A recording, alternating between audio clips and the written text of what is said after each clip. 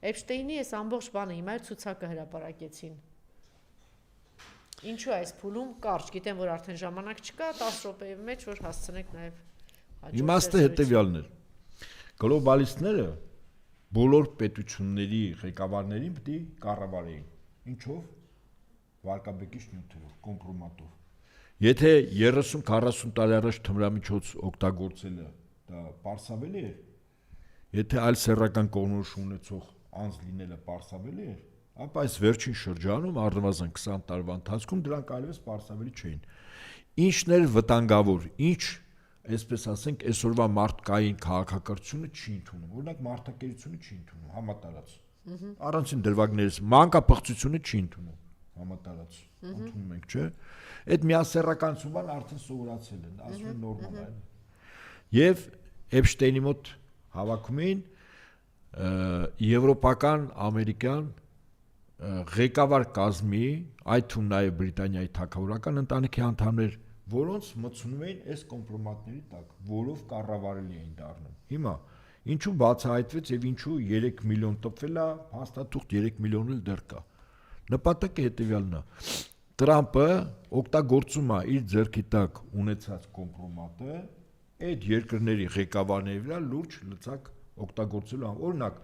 Բրիտանիայի վարչապետ Ստարմերը կարող է հրաժարական տա, թեև ասում է հորս արև, իմ տեղակալը, իմ աշխատակազմի ղեկավարը, իմ կուսակցության բանը, քարոզիչը եւ այլն, այդ լրի պատական են այդտեղ հայտնվել։ Բա այն արքայազն Էնդրյուն, այն էլ լրիվ 12 տարեկան աղջնակի հետ սեռական հարաբերություն բռնությամբ հետո սպանել։ Հետո մարդակերությունը։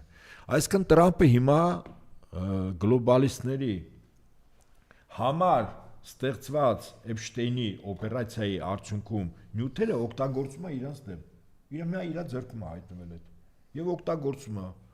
Ընդ որում ասեմ ձեզ, երկիր մոլորակի չկա այդպես պետություն, որտեղ գլոբալիստները բերեն իշխանության մարդկանց, որոնք այդ թեմայի մեջ չլեն, այս կամ այն չափով։ Կախված այդ ժողովրդի ազգային որոշակի առանձնահատկություններից, հա։ Ասենք եթե մեզ համար, ասենք, ինչ ասեմ, ընդունելի չի միասեռականությունը Եվրոպայի համար ընդունելի է, ուրեմն մեր մոտ դի բերեն մարդկանց, որոնք միասեռական են, չասեմ մանկապիղծ են, բայց հիմա ձեռդ նայ մանկապիղծ։ Այլասեռումների, մտքի ֆանտազիաների, կամասուտրայի բոլոր ձևերի, քարերի, արձանների, կենթանիների, ամեն ինչ տիլնի։ Իդեպ ասեմ ձեզ Հայաստանում Օվերտոնի այդ պատուան, այդ այլասեռումների, այլանդակությունների գրականության համատակ բացաթող է Փաշինյան Նիկոլ, առաջինն եղել Հայաստանի Հանրապետությունում։ Այսինքն այս մարդուն հլնայք որ գլխից, այն գլխից պատրաստել են, ով է արդյոք այն մարդը, որը կարա սենց բաներ անի, որը 100%-անոց իրան ենթարկելիության դաշտ է տանում։ Այնպես ինչպես օրինակ արքայազն Էնդրյուն։ Հիմա Փաշինյան Նիկոլ այդ գիրքը իրականում իշխանության բերվելու թիվ 1 կանաչ թուղթն է եղել։ Հարասելեսի 100%-ով մերն է, 1000%-ով մերն է։ Էսի ոչ միտեղ չի թռնի, որտեվ այն ինչ որ գրում է իբր գրականություն պատկերացնում ես, արձանեց սեքսա նկարագրում, այդ իր մտքի թռիչքն է։ Հիմա այլ բառամթերքի մասին չասեմ, եւ հետեւաբար բոլոր հանրապետություններում բոլոր անխտիր ղեկավարները, որոնք գլոբալիստների կողմից նշանակվել են, այս կեղտի տակ են։ Մեր հարևան Վրաստանը, Սաակաշվիլու կյանքի իմաստը գիտեք որն է եղել։ Տրանսգենդերի հետ 24 ժամվա ռեժիմով սեքս անելը։ Դուք նայեք ոնց էր նկարագրում այդ տեսագրությունները վրացիք Իվանիշվիլի իշխանության ժամանակ բաց էին թողել։ Այդ տրանսգենդերի հետ Սաակաշվիլի այդ այլասեռումն ու այլանդակությունը, որ ասում է դուք չեք հասկանում ինչ ասելա տղամարդը տրանսգենդերի հետ սեռական հարաբերություն։ Էսի վերջն է։ Մարդը բարձրանում է, չգիտեմ, արդեն 7 երկնքից էլ վերև։ Բա պետք է Սաակաշվիլու նմանին բերեն իշխանության։ Սրա նմանին պետք է բերեն իշխանության։ Մարդը որտեղ կարմիր գծեր ունի եւ չի հասնի, գլոբալիստներին ձեռ չի տալիս, որտեղ գլոբալիստը պետք է 100%-անոց բան ունենա,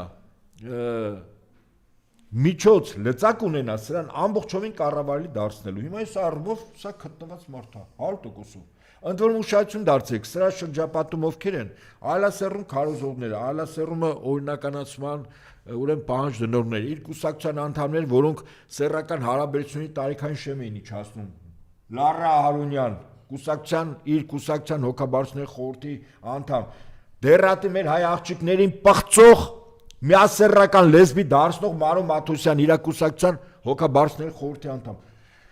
Իր աշխատակազմի ղեկավարով, այնտեղ չգիտեմ ինչով, ասենք, վիբրատորներով, բանով ուշադրություն դարձեք ովքեր։ Այս աղբակույտը պլյուս թմրամոլներ։ Այդ թմրամոլությունը ոնց որ սովորական բան է։ Եթե մենք ասում ենք թմրամոլ, ես ասում եմ թմրամոլություն չէ։ Օրինական Ալեն Սիմոնյան ասում է, իհարկե պետք է օրինականացվի, իհարկե պետք է արտադրվի։ Դա սովորական բան է։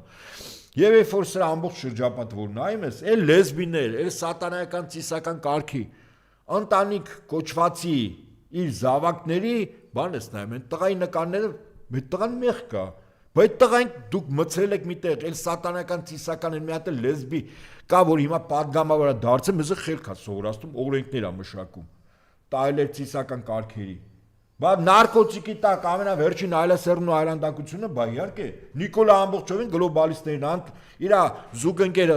ասենք, այդ հարթության մեջ իր երեխեք կոչված է, այդ հարթության մեջ եւ ինքը այդ հարթության մեջ, բա 100%-ով էսի տեխնացու էր։ Այսինքն սրան ընտրել են այդ չափորոշիչներով։ Էփշտեյնի ժամանակ, Էփշտեյնի հավաքած նյութերի իմաստը ո՞րն է եղել։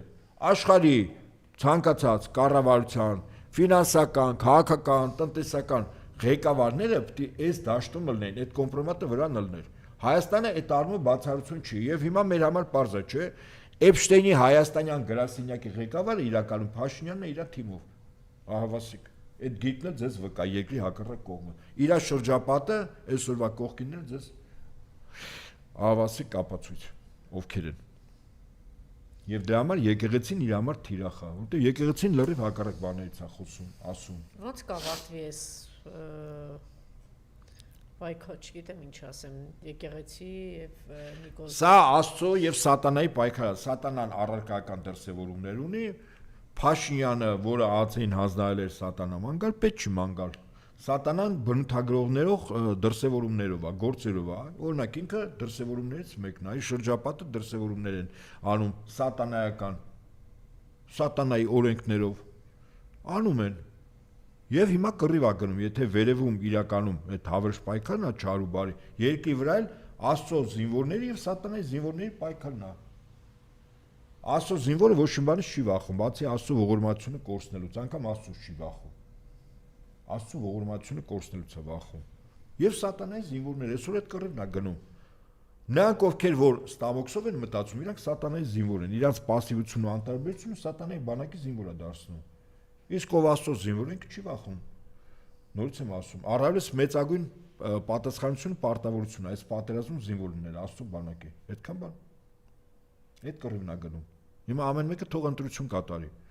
Եթե մեր բանակը թույլ է, քիչ է եւ այլն, ուրեմն զորանանք Աստծո։ Եկեղեցին հալածվում է, փորձենք պաշտպան կանգնել, որտեղ մեր հոգեվոր առաջնորդն է եւ մեր հոգեվորականությունն է, այսպես։ Այս փորձություններով մենք պետք է անցնենք, որտեղ սա ապաշխարություն է բոլոր այն մեղքերի, որ ժամանակին մենք արել ենք, հավաքական առումով, իհարկե։ Բա ինչա, մենք մտածում ենք արեցինք ու անհետևանք մնաց, բարև ձեզ, ոչ մի բան անհետևանք չի մնում։ Այս է իրականությունը։ Հասկանում։ Շնորհակալություն։